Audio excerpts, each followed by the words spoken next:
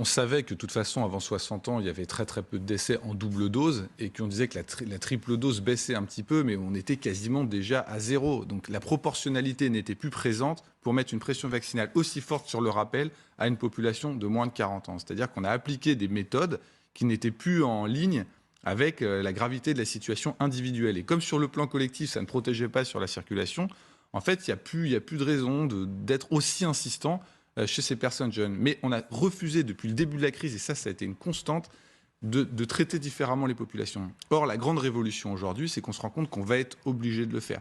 Mais la question qu'on pourrait se poser, c'est pourquoi pendant 2 ans, on n'a pas voulu accepter que ce virus est un virus qui concernait la population très âgée, et on a voulu systématiquement englober toute la population dans la crise pandémique, avec une espèce de théorie qui était, si on ne met pas tout le monde, il n'y a pas de solidarité entre les gens. Mais ça n'a pas de sens. Je veux dire, en médecine, il n'y a pas de solidarité. Vous prenez le traitement qui correspond à votre risque personnel, sauf si jamais votre comportement joue sur le comportement des autres, chose qui a été mise à défaut à partir de l'été 2021. Donc il y a une espèce de continuation de cet esprit englobant tout le monde. Et puis, il y a une partie de la population qui s'est trouvée flouée. C'est vrai que les gens de moins de 60 ans qui subissent cette pression depuis des mois et des mois, ils sont en droit de se dire quelle était la justification réelle de tout ça. Je rappelle qu'il y a quand même... Principe de précaution. Oui, mais ça a quand même été loin, le principe de précaution. Il y a quand même des gens, par exemple, qui ont été contrôlés par les policiers plusieurs fois dans une semaine pour savoir s'ils étaient vraiment chez eux. Est-ce que c'était proportionné? Donc je pense que ça, c'est un peu un travail d'inventaire qu'il faudra faire.